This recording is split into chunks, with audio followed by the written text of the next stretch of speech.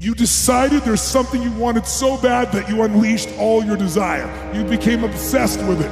If it was a business or a car or a relationship or a transformation in your body, if there's something you once envisioned and now it's real, it's because you didn't just envision it, you brought so much emotion to it that now it's in your life. It was once a dream, it was once a goal, and now it's in your life. Because I know how hard I've played every day. I know how much I'm willing to bleed for my goals. So this is not about emotional austerity. This is not about grinding yourself into the dirt. First of all, it's doing something you love so that as you're grinding and going that hard, it's something that you just want to do. On the other side, because you're going that hard, that you just don't have the guilt that most people have when you take time off.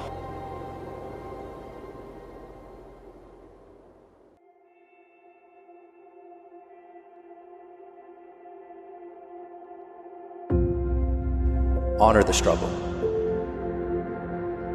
Like so many people bemoan the hardship and they hate it. And I would say, anything you apply hate to quickly dies.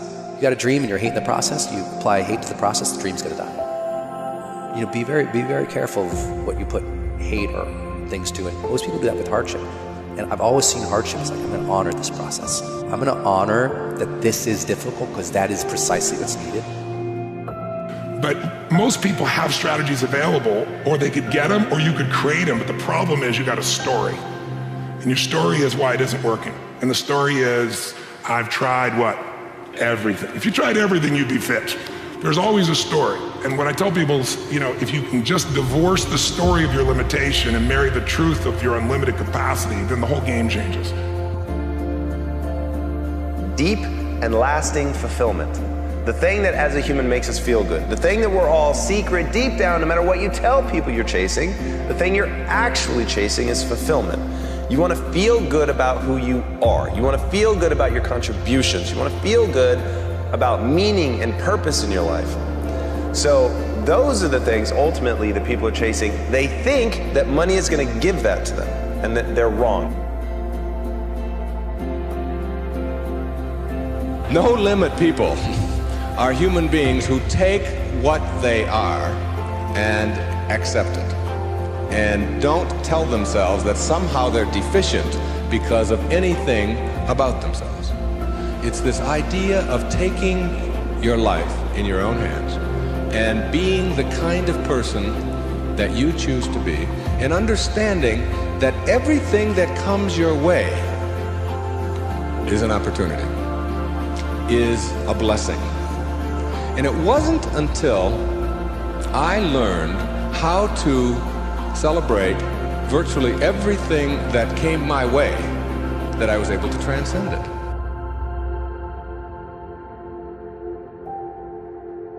Does the decision that you're about to make expand you, expand your future, or expand the possibilities of your life?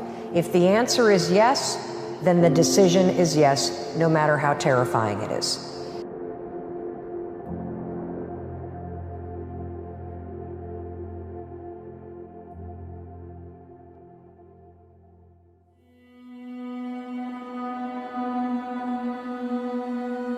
Have a mind that is open to everything and attached to nothing. One of the central principles of my life is that no one knows enough to be a pessimist about anything.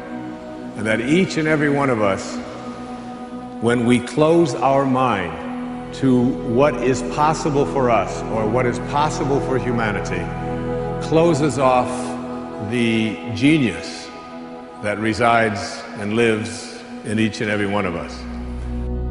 Truth is, life will never be joyous unless you bring the joy. I really feel like that. So many people are waiting to have happiness, and they're waiting to well, maybe when my boss loosens up, I'll loosen up, or when she's vulnerable, I'll be vulnerable, or it's like we're waiting for something. I'm like, it's not, your life will never be what it is going to be unless you bring that thing. Shakespeare noted, there is nothing good or bad, but thinking makes it so. There's nothing good or bad, right? There's just stimulus and then there's response. People think that it is objectively a certain way. So now, because they think it is objectively a certain way, they feel they are supposed to react based on those emotions that are getting kicked up in their mind. What I'm saying is absolutely not. Those emotions may not serve you. They're certainly not aimed at moving you towards your goal. Their job is to keep you alive, plain and simple.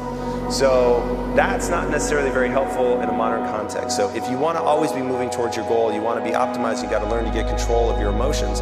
You've got to learn to understand to tell yourself a narrative that isn't predicated on necessarily identifying what is objectively true, because I don't think that we experience the world that way. It's identifying what's going to work to get me to my goal. And if you don't find something that you love what you do, don't bother. Because if you don't have a passion for what you do and you love, it gets old. Okay? Well, if you're not passionate about what you do in life, it gets old, and then it becomes work. And as soon as it becomes work, you're finished. So this progress that we're creating in the search for ubiquity of happiness, for the utopia of this place that we will arrive at, this tropical place called happiness, is the biggest lie of it all. So the truth of our existence is that there is nothing truly on the outside that can ever fill us up.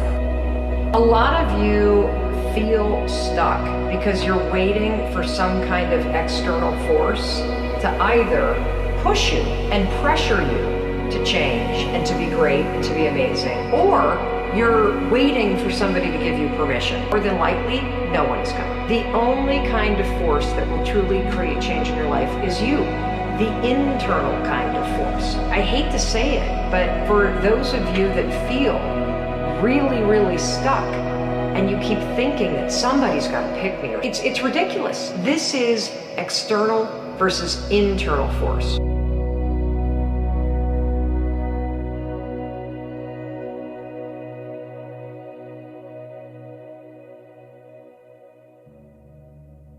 He said, then there are those who reach a stage in which they realize the futility of this constant striving, struggling for the things that perish, things which after they are obtained prove to be shadows. It is at this stage that some persons turn from this seeking for things in the outer realm to a seeking for them from God, taking the focus in my life off of the things, the accomplishments, the acquisitions, the reputation, ownership, which we begin to identify ourselves as.